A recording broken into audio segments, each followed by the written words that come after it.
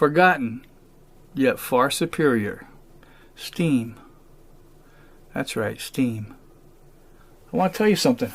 People, they wanted to phase out steam, okay? Because people were figuring out how to use it. And steam is far superior to gasoline. And they wanted to phase it out. So they began blowing up boilers in apartment building basements on purpose. Even putting stories in, well, the maintenance man was killed and blah, blah, they're dangerous, they gotta go. They were not dangerous. They had safety valves and pressure release valves. And the thing is, you can achieve over unity with steam, okay? And they know the more you play with it, the more you'll figure stuff out. So they wanted to get rid of steam altogether. And they pretty much have. So let's take a look at a blast from the past. Psst.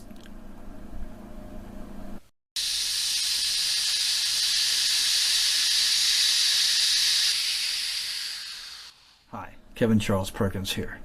Many people have heard of the Stanley Steamer, a steam-powered car in the early 1900s. But few people had ever heard of the Doble steam car until Jay Leno began showing off his car collection. Yes, the shiny distraction business pays quite well, but sometimes it backfires, like when they tend to show off. Now many more of you have heard of the Doble steam car and probably looked it up. Still, there are many who have never heard of the Doble or the Stanley Steamer. Well, the Doble was quite a marvel. Only the wealthy could afford one. Each car hand-built from start to finish by a small group of people, rather than mass-produced. But had they been assembled on assembly lines like the Ford, they would have been much cheaper. And this was a frightening thought for some, so they were forced out of business. Why were they forced out of business? Well, the Doble was like no other steam car. Ahead of its time, sleek, quiet, fast. A light version of the E model could go from 0 to 75 miles per hour in just 10 seconds. And we're talking about the 1920s and 30s here, ladies and gentlemen. But unlike other steam engines of the day, you didn't have to heat the entire boiler full of water. Instead, it used a flash steam process, wherein a much smaller area was heated up, and then only the amount of water needed was injected into the hot box, where it exploded in the steam right away, pushing the pistons. This reduced warm-up time to just 30 seconds, about the time it takes you to put your seatbelts on and play with your radio stations. That's it, and you were ready to go. You sat in it cold, turned the key, and in 30 seconds, you were ready to drive. This back in the 1920s and 30s. Imagine all the improvements that could have been made to it over the last 80 years. Not that it needed many. And this flash steam process also eliminated any danger of boiler explosions.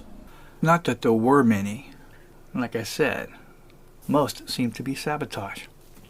However, if there was a terrible car wreck, it eliminated the possibility of hot water splashing on victims. The car was very safe and quiet like a whispering ghost. It also turned the steam exhaust back into water to be used again, and thus the car could travel 1,500 miles on 24 gallons of water. But it used kerosene to heat the flash steam chamber, and only got about 15 miles to the gallon of kerosene. However, some people realized it wouldn't be long before the general public figured out how to heat that flash steam chamber by other means. After all, the car was quite powerful. Look at a steam-powered locomotive.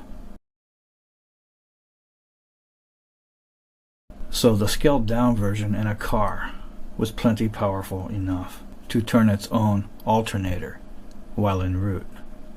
And if it could spin its own alternator while en route, well then, the electricity produced by the alternator would have been more than enough to heat its own little flash steam chamber box electrically. Again, while en route. This vehicle was so ahead of its time, perhaps even by today's standards, and yet this was the 1920s and 30s, over 80 years ago. And again, imagine all the advancements it could have made over the last 80 years, one of which being this: having the ability to generate the electricity needed while in motion to heat its own flash steam chamber box with that electricity. In other words, they no longer needed kerosene at all. And the power used to heat up the little flash steam chamber was generated by the car itself, rolling down the highway. In other words, just add water. That was it. No more kerosene. No more cost. And that also means that its only emissions would be steam. 100% pollution free, ladies and gentlemen. For the cost of water, and remember, it recycled the steam exhaust back into water so it could go 1,500 miles on 24 gallons of water. So, if you had a motorhome like this, and you had, say, a 60-gallon tank, just water, you could go cross-country, 3,000 miles, from west coast to east coast, and sleep in the thing if it was a little motorhome, for absolutely free. Well, not only that, but guess what else you could do? You could power your whole house for absolutely free.